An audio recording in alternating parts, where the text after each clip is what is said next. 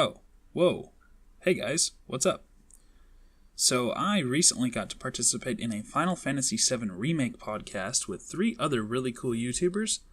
There's Roymario, MegaHarv, and SuperDerek. I'm going to show you guys a little bit of the podcast, but if you want to watch the full podcast, I will link it later on at the end of the video. But before we get into that, I really recommend you guys go check these other three YouTubers out. I will drop their links in the description down below. And if you happen to make it to their channel, drop a comment and let them know where you came from. And without further ado, here we go. So Derek, as someone who's played a lot of classic JRPGs and has grown up with classic JRPGs, if you could give advice to Square Enix to help them capture the magic of the original, what would you tell them? It's hard to answer that question, but essentially, I think that the thing about giant games like Final Fantasy VII and other, that's a huge undertaking because when you think of JRPGs, that's pretty much the number one game that comes to people's minds. So you have to approach it pretty carefully. And I think that what you also have to understand, or what Square will also have to understand, is that Final Fantasy VII is a lot of different things to a lot of different people. The magic of the PlayStation when Final Fantasy VII was first released was that it didn't give you all the details. It didn't paint a complete picture. The rest of the gaps that it gave you a little bit, but the rest of the gaps were filled in by the player's imagination.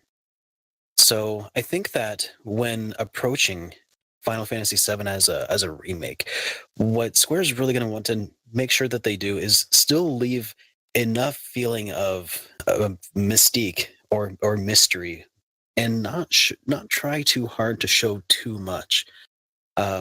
Because the more that you can allow the player's imagination to run wild, the more of the game that they will fill in themselves. And I don't just mean leave black patches that aren't filled in on the landscape, but try to capture an imagination. Like if you're walking down Midgar and maybe you can hear something going on inside one of the maybe hushed whispering from the other side of a door or something. That'd just be really interesting. But also, my other recommendation is to continue to not take yourself too seriously when putting together Final Fantasy VII. The game definitely had a very humorous streak, and it's really easy to get bogged down with trying to be really dark and broody, especially today, where every Marvel movie has to have, some dark streak to it, in the post-Deadpool world.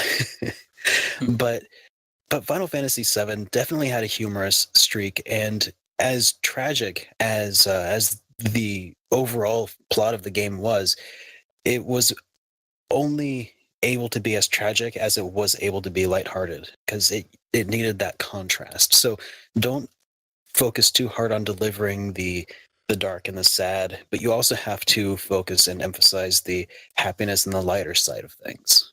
And that's what I'd tell Square. That's cool. Totally agree with what you said.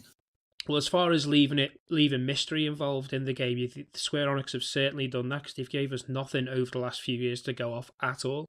We're literally clutching at straws to find out details about this game. They're just leaving us in limbo. Harv, Final Fantasy 15 dabbled into some DLC regarding multiplayer. I'm not too sure how it worked personally myself. I haven't played it, but multiplayer in the remake, would that be something that you'd like to see? Oh yeah, multiplayer in the remake would be amazing. I haven't played 15's multiplayer either, but I don't have any opinions as far as that's concerned. But if you're able to get a bunch of your friends together to play Final Fantasy VII Remake in any capacity, even if it's if you could do it in the main story, online co-op, or if it's just a side mission where you get to do cooperative mode, that would just be, I feel like that would be a very welcome addition to the whole story.